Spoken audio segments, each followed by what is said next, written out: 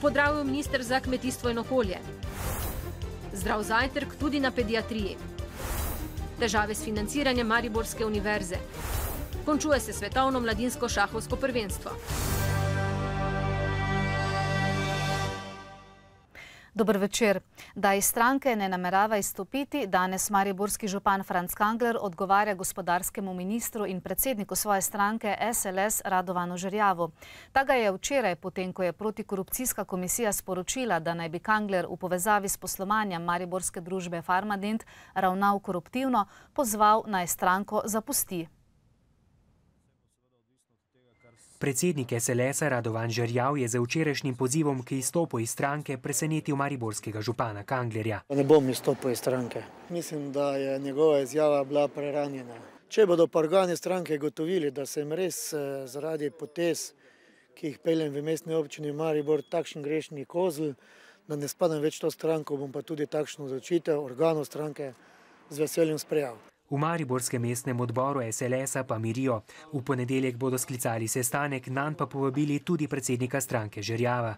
Vse skupaj kulminira, tako da smo seveda zdaj praktično vsi malo razdvojeni in je čas, da se čez vikend malo zadeve umirijo. Previdni z besedami pa so tudi v koaliciji. Pri SDS-u pred kamero niso želeli, češ da še nimajo oblikovanega mnenja. V Desusu pa za zdaj župana podpirajo. Kot legalisti čakamo malo bolj konkretnih zadev, to so samo neke insinuacije. Opozicija pa je jasna, s Kanglerjem in njegovo koalicijo se ne da sodelovati. Vse pobude in ideje so zlahka preglasovane in še mnenje protikorupcijske komisije je treba spoštovati. Glede na težo teh obtožb in predvsem glede na to, da so vsa ta dejanja povezana z izvajanjem funkcije župana, da bi seveda bila edina možna poteza župana Kanglerja, da takoj odstopi. Protikorupcijska komisija je gradivo z ugotovitvami že predala mariborskemu tožilstvu. Sklepe komisije bo podrobno preučil tudi občinski nadzorni odbor. O njih pa bodo razpravljali tudi mestni svetniki. Škodo po nedavnih poplavah si je na širšem območju Štajerske ogledal tudi minister za kmetijstvo in okolje Franc Bogovič.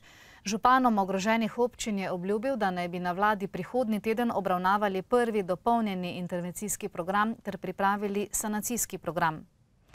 Prednostno pa naj bi na rekah čim prej odstranili naplavine in sipine, tako bi zagotovili boljšo pretočnost. Minister Bogovič priznava, kar več kot 200 milijonov evrov so v zaostanku s poplačili in sanacijo po ujmah od leta 2004 dalje. Zdaj ima z interventnim zakonom na voljo le 17 milijonov evrov. Rešitev tako vidi v zadolžitvi države. Gre pa za zelo kvalitetna kreditna sredstva, tam do 5 let moratorija, 15-20 let na dobo odplačevanja in pa tudi zelo nizke obrestne mere. Na drugi strani ljudje, ki so izgubili vse in na ureditev Drave in protipoplavne zidove čakajo že več let, v pomoč države ne verjamejo več. Jaz več ne verjamem v nič, gledajte. Nimava nič, prazno stanovanje, ne bi imela kje spati, nama ne bi dali peščeri v službi postelje. Sam sebi prepuščen. Kritičen je bil tudi podjetnik, ki mu je voda zalila celotno proizvodnjo in uničila vse stroje. 4 mesece ne bomo mogli delati. Izpad ljudi, vsega, no. Katastrofa. No? Jaz mislim, da je to glavna krivda človeška. Da vladi je bil sklep sprejet, smo zahtevali, ko je Meddržavna komisija za Dravo, da jasno poročilo dajo tudi oni. Po naših meritvah Drave pri namejnem profilu se izkazuje, da Avstrija ni oziroma avstrijske elektrarne niso pravočasno pred dogodkom praznile svojih akumulacijskih bazenov. Tako naj bi morebitno avstrijsko krivdo zdaj ugotavljala mešano slovensko-avstrijska komisija. Toda v časovnem poteku obljubljenega danes nismo slišali nič. Na Mariborski univerzi je danes potekala izredna seja vseh organov te ustanove. Točka je bila le ena, varčevanje na univerzi, ki ga napoveduje ministrstvo, oziroma predvideno sprejetje proračuna za prihodnje leto. Univerza bo v tem primeru za študij imela 5 milijonov evrov manj. S takimi rezi so opozorili na seji, univerza ne more izpolnjevati svojega poslanstva. Za ohranitev študijskih programov pa bi bile fakultete prisiljene uvesti šolnine, česar pa si ne želijo. S črno zastavo na rektoratu in svečami pod njo študentje žalujejo za univerzo, ki počasi umira. Z napovedanim dodatnim varčevanjem v javnem visokem šolstvu jo bo pokopala država. Tudi študenti razumemo, da treba je varčevati. Vsi se zavedamo, kakšna je situacija. ampak dajmo dobro razmisliti, predno sprejemamo neke ukrepe.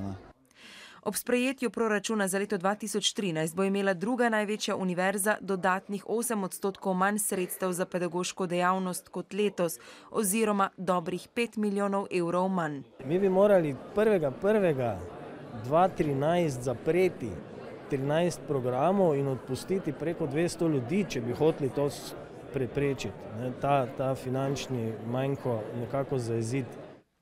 Univerza že izvaja racionalizacijo in optimizacijo, rezerve je izčrpala, saj se je že letos morala soočiti z varčevanjem. To se že odraža na kakovosti študija.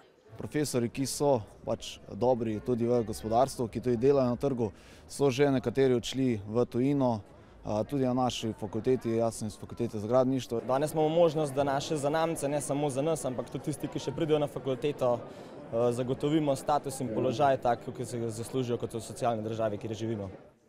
Manj denarja za javno visoko šolstvo tako ne pride več v poštev, je bilo sporočilo polne dvorane dekanov, zaposlenih in študentov. Univerza s takšnimi redukcijami ne bo mogla več izpolnjevati zakonskih dolžnosti. To pa je zagotavljati redni študij za vse, ki ga mora financirati država. Ministrstvo ni naredilo analize negativnih posledic teh globokih finančnih rezov. Torej, bomo morali mi pokazati, kaj so te posledice. Tako jasno, da bodo poslanci vedeli, o čem odločajo.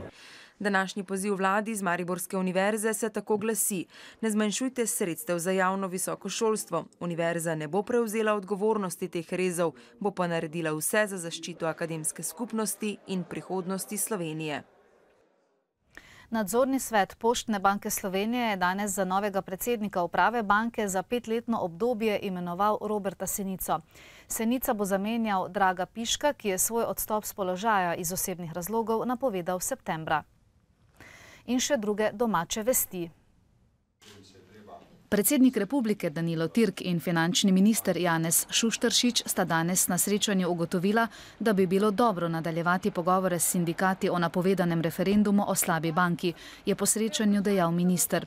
Izpostavil je, da ostaja odprt za dogovore s sindikati, da pa razume, da bodo ti v ponedeljek začeli zbirati podpise. Poslanska skupina Pozitivne Slovenije je pripravila interpelacijo zoper ministra za notranje zadeve Vinka Gorenaka. Očitajo mu odgovornost za izginule podpise za referendumsko pobudo o zakonu o Slovenskem državnem holdingu. Kot je napovedal vodja poslanske skupine PS Jani Möderndorfer, bodo interpelacijo vložili v ponedeljek. Parlamentarni odbor za gospodarstvo na zahtevo Pozitivne Slovenije na nujni seji razpravlja o skrb vzbujajočih razmerah v gradbeništvu v Sloveniji ter povezanih gospodarskih panog. V stranki upajo na sprejetje smernic za oblikovanje ukrepov, s katerimi bi ponovno spodbudili zagon gradbeništva kot gospodarske panoge.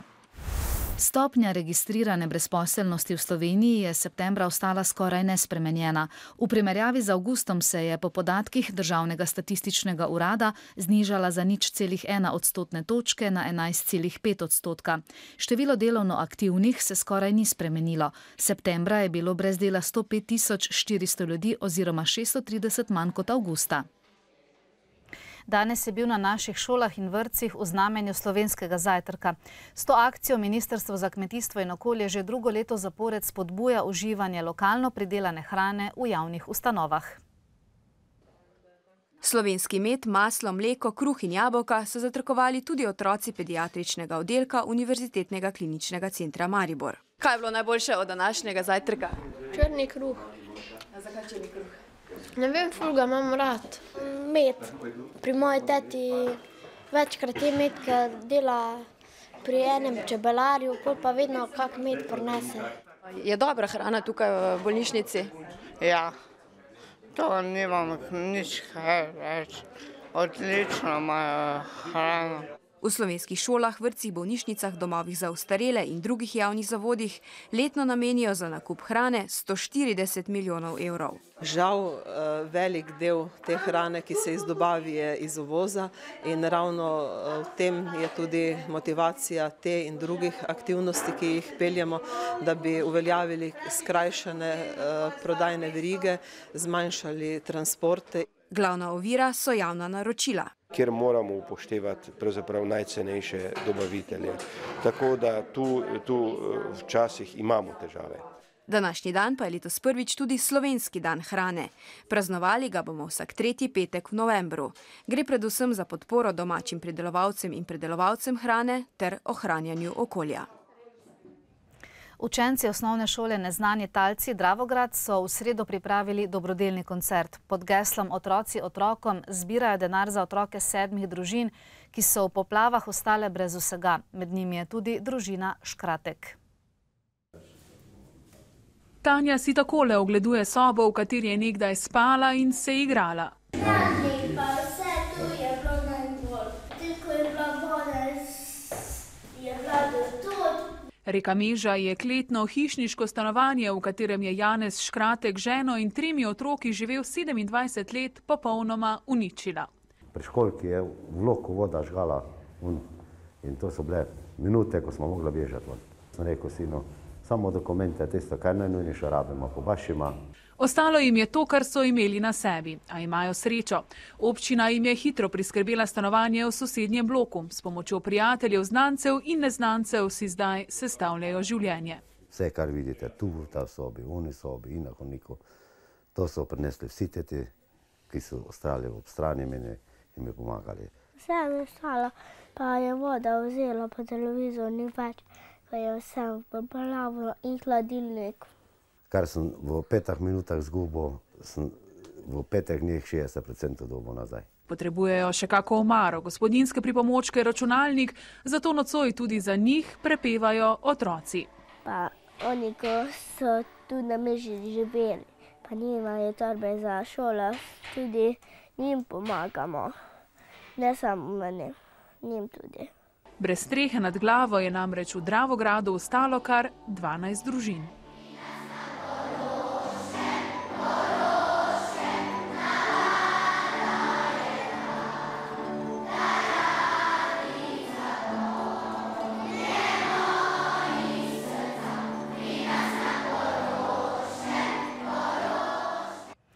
Robotika in informacijske tehnologije, biomedicina in nanotehnologije.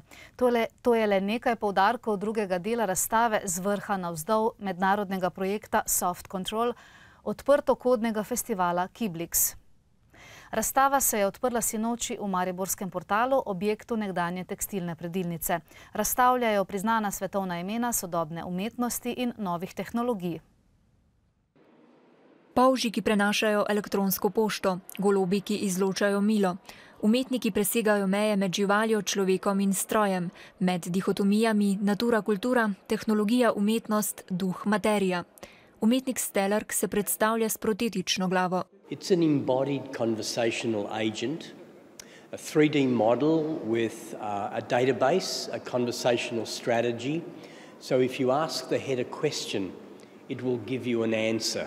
Umetniki ustvarjajo človeške hibride, problematizirajo vpliv biotehnologij na naša življenja. We purchased foreskin cells online and then we differentiate them or reprogram them into neurons. So what we have in the petri dish is a functioning neural network or biological brain. Razstava ne predstavlja upodabljajočega realizma, ampak govori o delujočem realizmu. Obravnava tehnološko nezavedno. Technological unconscious, this is the kind of set of myths, narratives, different ideas that from time to time we can reproduce in our points of view.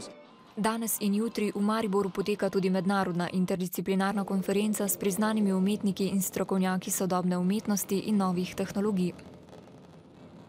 Med književniki, ki jih gosti Mariborska literarna hiša na Lentu, je bil sinoči tudi literat mlajše generacije Gregor Lozar. Čeprav se bolj obrača k prozi, pa sta mu blizu tudi poezija in dramatika. Literarno ustvarjanje je zadnjih 10-15 let stalni spremljevalec leta 1980 rojenega literata Gregorja Lozarja.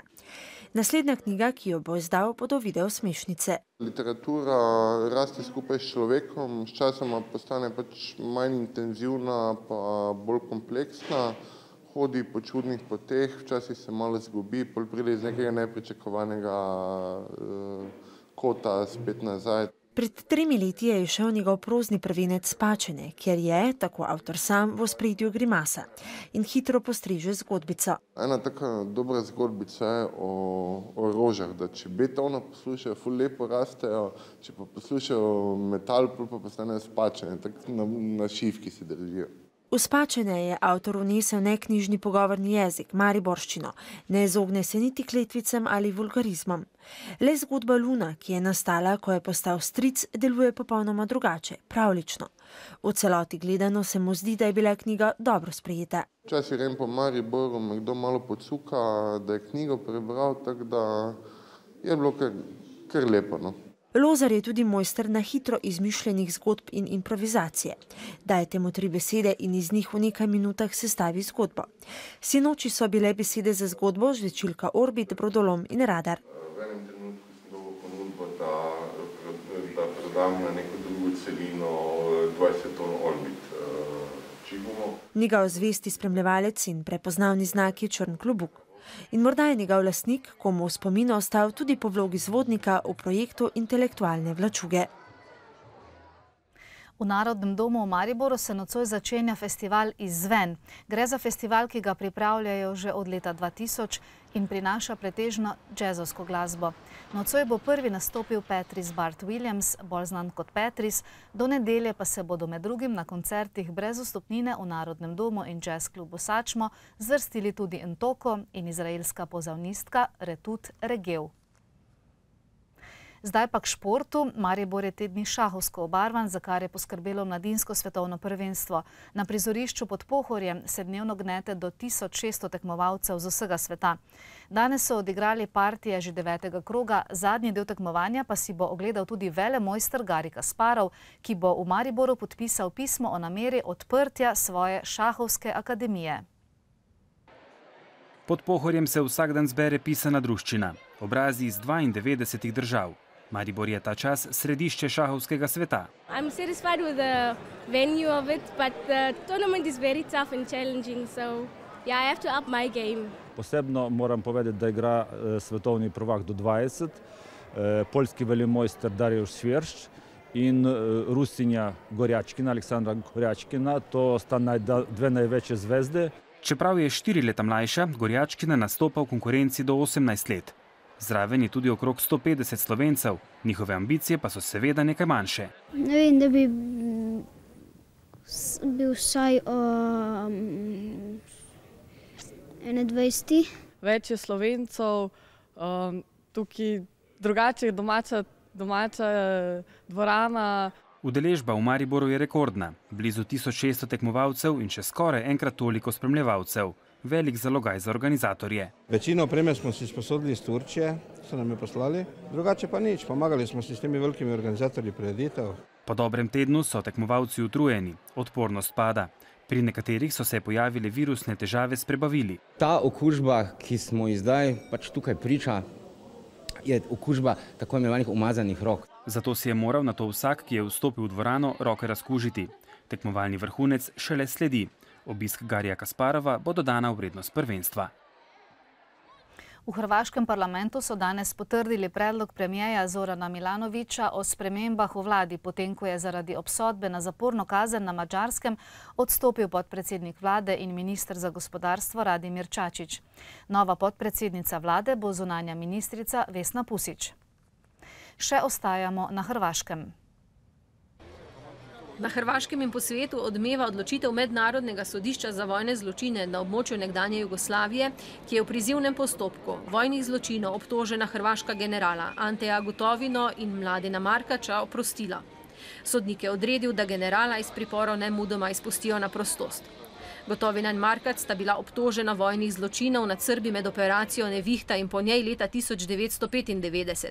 Haško sodišče je tako zavrnilo odločitev prvostopenjskega sodišča, ki je aprila lani Gotovino obsodilo na 24, Markača pa na 18 let zapora. Britanska medijska hiša BBC se je opravičila in privolila, da bo konzervativnemu politiku Alistairju McAlpinu, ki je bil v televizijskem prispevku pokriven obtožen pedofilije, plačala skoraj 230 000 evrov odškodnine. Avstralija je uradno ustanovila največji morski naravni park na svetu, ki pokriva 2,3 milijona kvadratnih kilometrov vodnih površin. Park je namenjen predvsem zaščiti živalskih vrst, kot sta sinji kit in zelena želva. Ustanovili so ga kljub nasprotovanju avstralskih ribičev, ki se bojijo za svoj posel. Skupina mladih Ekvadorcev je na volilni urad pripeljala osla, okrašenega z rdečo kravato, in želela v njegovem imenu vložiti kandidaturo za poslanca v ekvadorski parlament. Pristojne oblasti so kandidaturo osla za volitve, ki bodo februarja prihodnje leto, zavrnile. Mladi Ekvadorci pa so želeli tako opozoriti na slabo izbiro kandidatov za parlamentarne volitve, med katerimi je veliko nogometašev, igralcev in televizijskih zvezd. Precej jasno bo, sprva bo po nižinah megla ali nizka oblačnost, ponekod bo zapihal jugozahodni veter. Temperature bodo čez dan od 9 do 13 stopinj Celzija, ob morju do 15. Podobno vreme bo dopoldne tudi v nedeljo, čez dan se bo od juga pooblačilo in proti večeru bo na jugozahodu države rahlo deževalo. Zapihal bo jugozahodni veter. V ponedeljek bo oblačno, občasno bo deževalo. A do ponedeljka je vmes še konec tedna. Preživite ga, kolikor morete po svojih željah. Nasvidenje.